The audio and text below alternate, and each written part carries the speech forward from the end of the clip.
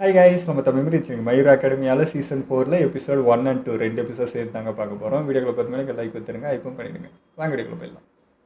Information உன்கிட்ட வராத, நீதான இன்ஃபர்மேஷனை தேடி போகணும், புரியுதா? என்னாச்சு உங்களுக்கு?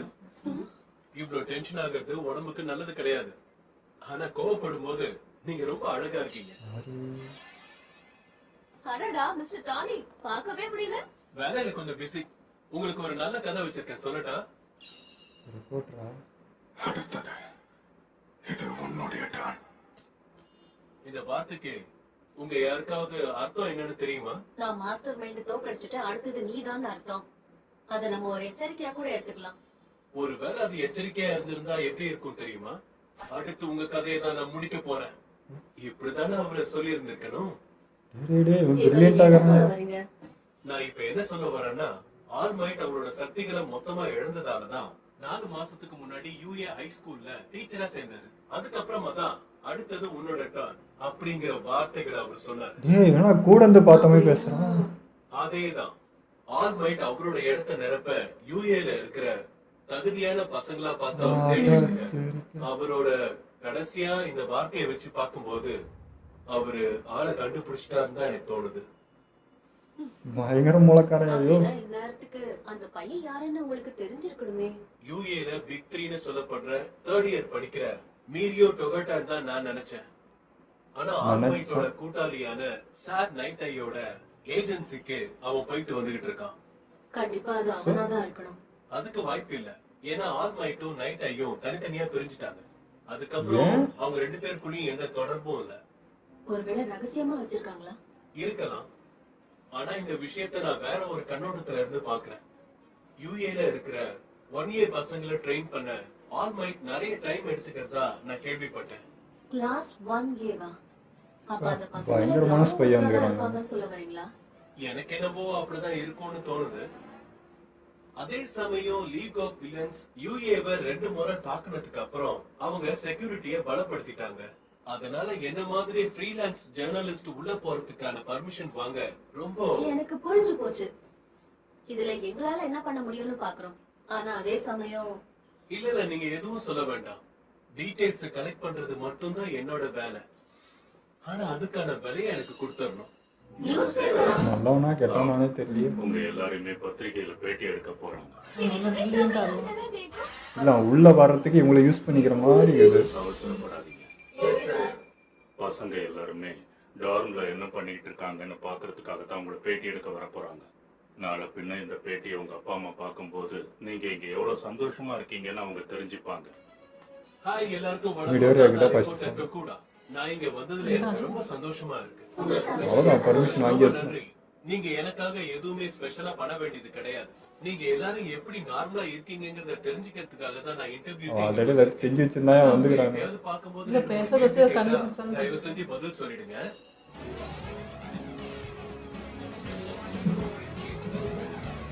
இல்ல, ஆனா இவங்க எல்லாரையும் விட இசுக்கு மிடோரியாவா தான் இருக்கணும்னு என்னோட உள் மனசு ரொம்ப ஆழமா சொல்லி. நான் கவனிச்ச வரைக்கும் நீ ரொம்ப கடுமையா பிராக்டிஸ் பண்ணிக்கிட்டு இருக்க. அதுவா? ஃபுட் கொடுத்துட்டு போனதுல கண்டுபிடிச்சிட்டு இருப்பாங்க. நிஜமாவா? அப்ப நீங்களும் ஆல்மைட்டுக்கு ஒரு மிகப்பெரிய ஃபேன் தானா? எனக்கு தெரிஞ்ச வரைக்கும் என்னோட ஜெனரேஷன்ல இருக்கிறவங்க எல்லாம் ஆல்மைட்டோட ஃபேனா தான் இருப்பாங்க. அவரோட பவருக்கும் ஆட்டிடியூடுக்கும் மயங்காத ஆளுங்க யாருமே இல்ல. ஒரு 18 வருஷத்துக்கு முன்னாடி இண்டஸ்ட்ரியல் காம்ப்ளெக்ஸ்ல பாம்பு வெடிச்சது ஞாபகம் இருக்கா? நான் அதை எப்படி மறப்பேன்? அந்த இடத்துல வேலை செஞ்ச 24 பேரையும் ஆல்மைட் வந்து தனியா காப்பாத்தினாரு. அங்க காப்பாத்தப்பட்ட 24 பேர்ல எங்க அப்பாவும் ஒருத்தர். உண்மையா பொய்யா? காப்பாத்த வந்தவங்களே பயந்துகிட்டு தயங்கி நின்ன சமயம் அது. ஆனா இருந்தாலும் கூட யாரும் பயப்படாதீங்க, ஏன்னா நான் தான் இருக்கேன். எனக்கு வேற அந்த டைலாக் கொண்டு நான் தான் இருக்கேன். எதுவுமே ஆகாது. அந்த செகண்ட் நான் எடுத்த போட்டோ தான் ஊர்ல இருக்கிற நியூஸ் பேப்பர் எல்லாத்துலயும் வந்துச்சு. அவங்க அப்பா ஜாடா எங்க அப்பா காப்பாத்தப்பட்டது மட்டும் இல்லாம என் வாழ்க்கைக்கு புது அர்த்தம் கிடைச்ச மாதிரி இருந்தது. அத நான் இன்னைக்கும் மறக்க மாட்டேன். மிடோரியா, சொல்லுங்க. உன் மேல எனக்கு நம்பிக்கை இருக்கு. இது உன்னோட டர்ன். எப்படா எடுத்த? எடுத்தீங்க? ஆனா இங்க எங்கேயும் கேமரா இல்ல, அது மட்டும் இல்லாம பிரிண்ட் வேற எடுத்திருக்கீங்க. நான் பாக்குறது எதுவா இருந்தாலும் அதை போட்டோ எடுக்கிறது தான் என்னோட பவர். அது என் கையிலேயே இருக்கு. என்னங்க ஓட்டா பாவி நடமாடும் கேமராமேன் என் அதான் உடம்புல எல்லாத்தையும் எங்க அனலைஸ் பண்ணி camera வச்சுனுக்குறான். freelance journalist Tania தாக்குடா. அவரால எந்த உறுப்புல வேணும்னாலும் கேமராவை உருவாக்க முடியும். எடுக்கிற Print போட்டோவை நெஞ்சு மூலமா அவரால பிரிண்ட் எடுக்க முடியும். கமினோ சம்பவத்துக்கு அப்புறம் ஆல்மைட் சொன்ன ஒரே ஒரு வார்த்தை என்ன தெரியுமா? நான் நினைச்ச மாதிரியே அதை அவர் உங்ககிட்ட தான் சொல்லிட்டு போனாரு. நான் 2-3 இடத்துல விசாரிச்சு பார்த்தப்ப என்னோட யூகமும் கரெக்டா தான் இருந்துச்சு. உன் உடம்புல இருக்கிற குவர்க் பவர் சம்பந்தப்பட்ட விஷயம். அதே சமயம் பக்குகோவை விலங்குகள் தூக்கிட்டு போனப்ப நீ தான் முதல்ல வந்து அவனை காப்பாத்த வந்த. அதுக்கப்புறம் ஆல்மைட் உங்க 2 பேரையுமே பாதுகாத்தாரு.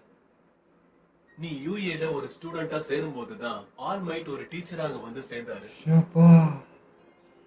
நான் புசிகேட் ஏஜென்சிக்கு போயிருந்தப்ப அங்க கோட்டாவை சந்திச்சேன். யாரு கோட்டாவா?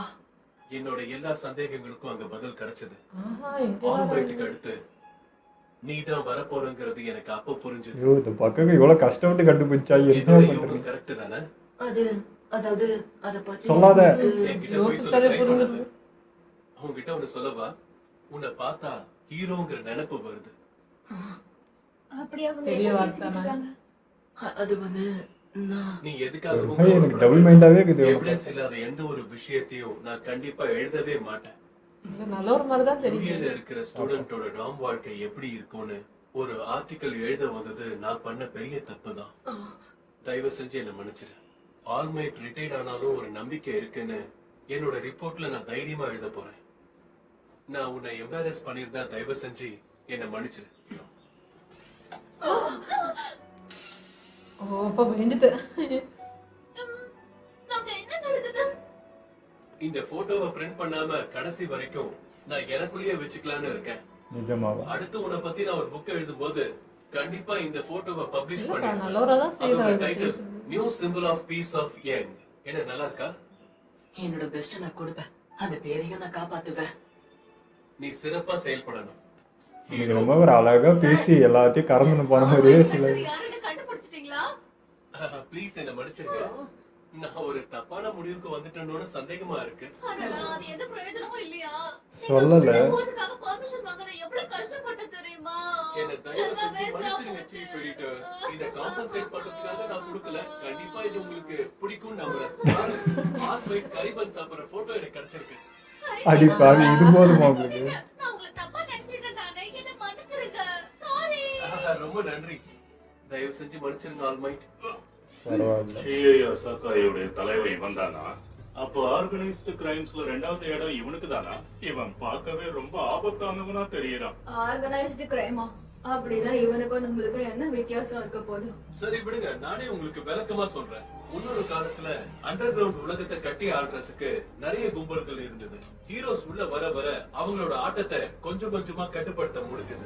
ஆல்மைட் உள்ள வந்ததுக்கு அப்புறம் அவங்களோட மொத்த சாம்ராஜ்யமும் அழிஞ்சது. அந்த சமயத்துல ஹீரோஸ் கிட்ட மாட்டாம தனித்தனியா பிரிஞ்சு வந்தவங்க ஒரு சாம்ராஜ்யத்தை உருவாக்குனாங்க. சுருக்கமா சொல்லணும்னா போலீஸோட கண் பார்வையிலேயே சாதாரண வாழ்க்கையை வாழ்றவங்க தான் இவங்கெல்லாம். ஓ, இன்னும் தெளிவா சொல்லணும்னா இவங்கெல்லாம் அழிஞ்சிடாம பாத்துக்க வேண்டியது நம்மளோட வேலை.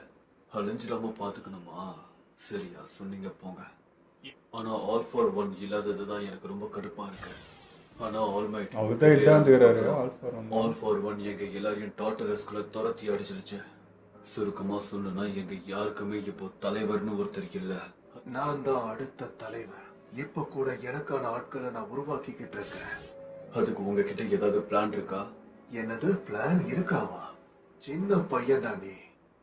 நீ எங்க கூட சேர்றதுக்காகத்தானே இங்க வந்திருக்க. பிளான் இல்லாத உங்க கூட சேர்றது அதீத ஆபத்து. உன் டீம்ல ஹீரோ கில்லர் ஸ்டெயின் இருக்கான். அது மட்டும் இல்ல மஸ்குலர், மூன்ஃபிஷ், இவங்க எல்லாரும் தான் உன்னோட ஃபர்ஸ்ட் கிளாஸ் ஆளுங்க. ஆனா அவங்களே தோத்து போயிட்டாங்களே.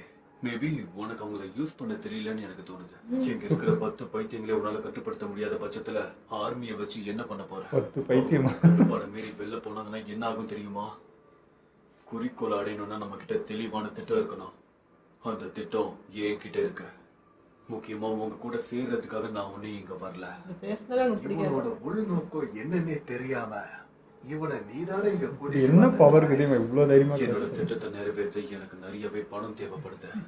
ஆனா என்ன மாதிரி தனித்து இருக்கிற யாசுகா மேல பணத்தை இன்வெஸ்ட் பண்ண இங்க யாருமே தயாரா இல்ல.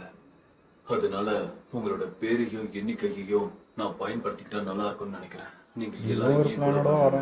இவங்க எல்லாரையும் எப்படி யூஸ் பண்ணணும்னு நான் உனக்கு சொல்லித்தரேன். அதுக்கப்புறம் நானே டச் பண்ற மாதிரி பேசுறேன். இங்க இருந்து போயிடு. நான் இப்ப பண்ண போற காரியத்துக்காக என்ன மன்னிச்சிரு.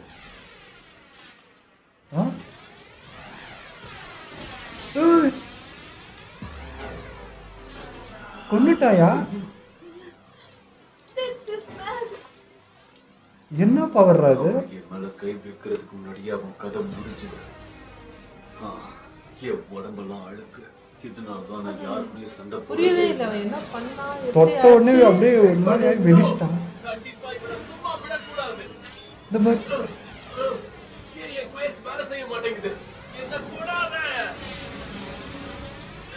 கை போச்சு. என்ன இல்லை அது அவன் என்ன பண்றாதான் பாக்குறேன். பட் அப்பவும் புரியல அது என்ன பண்றான்னு.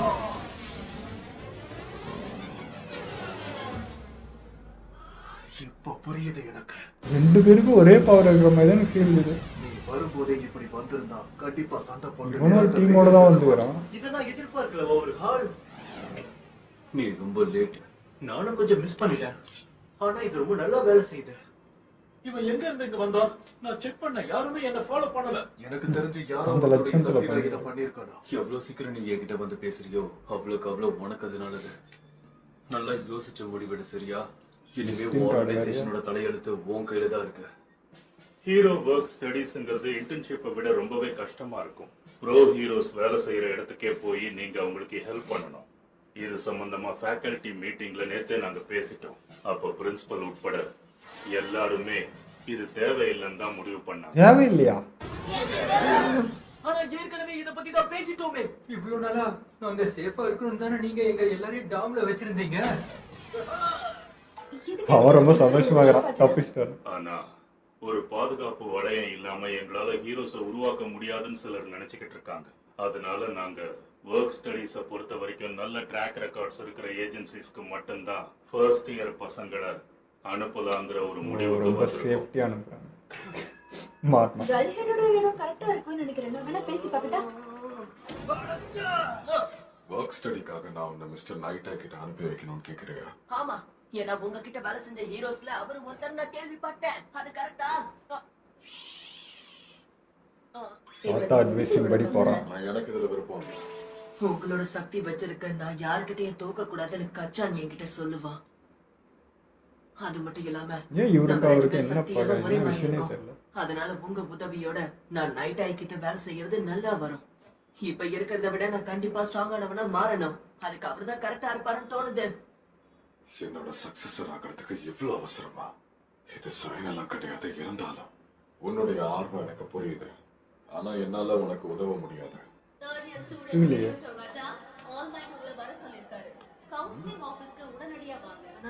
இங்க என்ன நடக்குதுன்னு எனக்கு புரியல. சரியா சொன்ன. எனக்கும் என்ன நடக்குதுன்னு ஒண்ணுமே புரியல. உனக்கு யங் டொபேட்டோவை தெரியும்ல? அவ நைட் ஆகிட்டு தான் ஒர்க் ஸ்டடீஸ்ல ஈடுபட்டிருக்கான். ஓ, இவருக்கு தெரியுமா போறது? எல்லாமே நிஜம்தானா? ஆமா, நான் அவர்கிட்ட ஜாயின் பண்ணி 1 வருஷம் ஆக போகுது. அப்படின்னா நீங்க படிச்சு முடிச்ச உடனே அவரோட பார்ட்னர் ஆயிடுவீங்கல்ல? அவருக்கு இதுல ஓகேனா எனக்கு எந்த பிரச்சனையும் இல்ல. இது உண்மையிலேயே நல்ல விஷயம். சரி, ஓகே, நான் நேரடியா விஷயத்துக்கு வரேன். யங் டொபேட்டோ யங் மிடோரியா நைட்டா கிட்ட வேலை செய்யறதுக்கு கரெக்டா இருப்பான்னு உனக்கு தோணுதா? கண்டிப்பா நான் மிடோரியா சார் கிட்ட அறிமுகப்படுத்தி வச்சிடறேன். ஏன் இவ்வளவு யோசிக்கணும்? எதுக்காக என்ன பயன்படுத்துறீங்க? அவரு உங்களை தானே சார் இன்ஸ்பிரேஷனா எடுத்துக்கிட்டு இருக்காரு. நீங்க மட்டும் ஒரு முறை நேர்ல சொன்னா அவர் கண்டிப்பா ஒத்துக்குவாரு. என்னால இப்போதைக்கு அவன் முகத்துல முழிக்க முடியாது.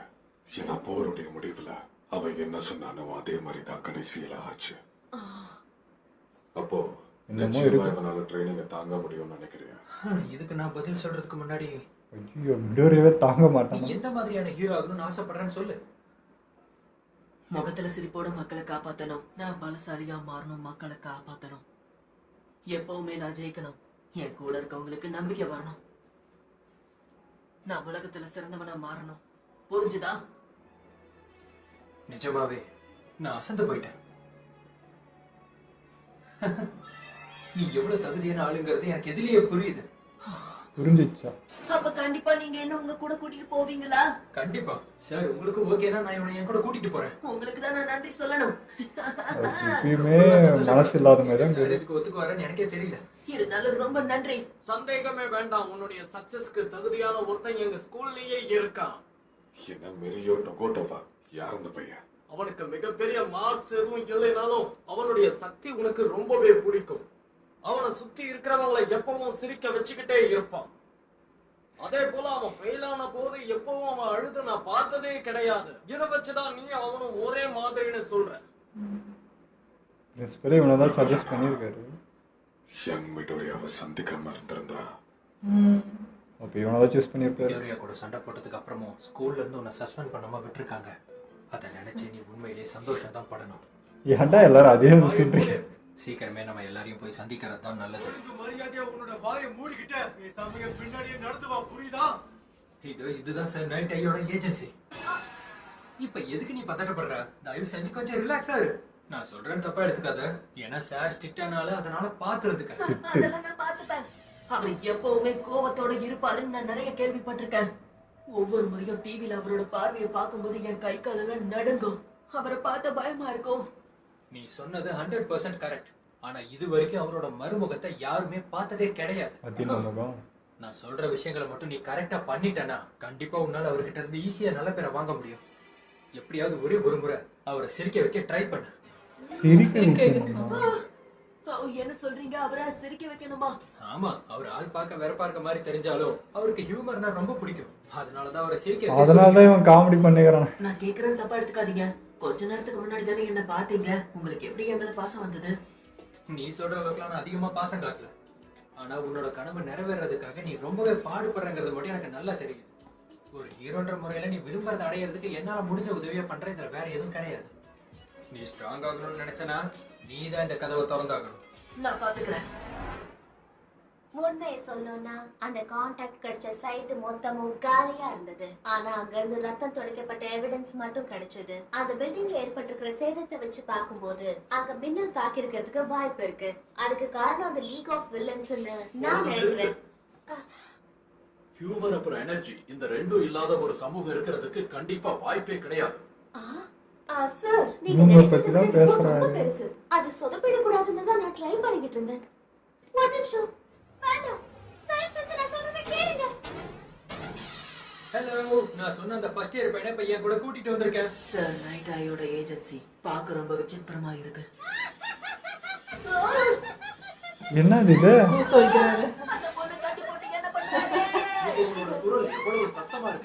இதுதான் பனிஷ்மெண்டா? சொன்னது உண்மைதான். அதுதான் அவரோட அசிஸ்டன்ட் பபுள் கேர்ள். அவர் அவ சிரிக்க வைக்காததுனால தண்டனை கொடுக்குறாரு. ஐயோ, இதுதான் ஆல்மைட் கிட்ட அசிஸ்டண்டா இருந்தவர். நான் சொன்ன மாதிரி இவர் பார்த்தாலே கை கால்லாம் நடுங்குது. உன்னை அவர் ஏத்துக்கணும்னா அது உன் கையில தான் இருக்கு. நான் பலசாலி ஆகிறதுக்காக நான் நிறைய கஷ்டப்பட்டாகணும். இதுக்கு மேல நான் அமைதியா இருந்தேன்னா என்னால ஒண்ணும் பண்ண முடியாது. அவரை எப்படி சிரிக்க வைக்கிறது?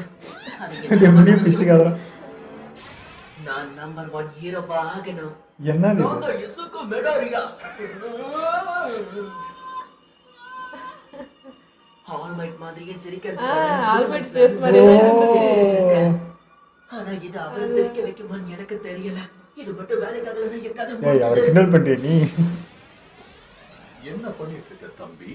ஆல்மைட்டை கிண்டல் பண்ற அளவுக்கு அவரை கிண்டல் பண்ற. ஏன்டா இப்படி பண்ண? இந்த எபிசோட்ஸுமே சூப்பராக போச்சுங்க. ஆனால் எனக்கு இன்னமும் அந்த ரிப்போர்ட்டர் மேலே இன்னுமே எனக்கு டபுள் மைண்டாகவே இருக்குது. ஏன்னு தெரில. அவர் ஒரு ஸ்டோரி சொன்னார் தான். ஓகே, அது ஃபைனலாக பார்க்குறப்போ உண்மையை தான் சொல்லியிருக்காரு. அவர் மிடோரியாகிட்டே உண்மையை சொல்லிட்டாரு. இதுக்காக தான் வந்தேன்னு சொல்லிவிட்டு அங்கே ரிப்போர்ட்டரும் அங்கே போய் தான் சொன்னார். அவர் மட்டும் அதை எடுத்துக்கிட்டு போயிட்டார். ஓகே தான். இருந்தாலுமே ஏதோ வில்லன் சைடாக இருப்பாரோ, அந்த சைடு கனெக்ஷனோ எல்லாத்தையும் இவ்வளோ தெரிஞ்சு வச்சுன்னுக்கிறாருன்னா அவ்வளோ சாதாரணமாகவே எனக்கு தெரியல. நம்புகிற மாதிரியும் இருக்குது, நம்பாத மாதிரியும் இருக்குது. ஓகே, ஆனால் அங்கே பார்க்குற வரைக்கும் இப்போ ஸ்க்ரீனில் பார்க்குற ஒரு நல்ல மனுஷன்தான். அவர் நிஜமாகவே ஒரு விரும்புகிற ஆளாக தான் இருக்கிறாரு.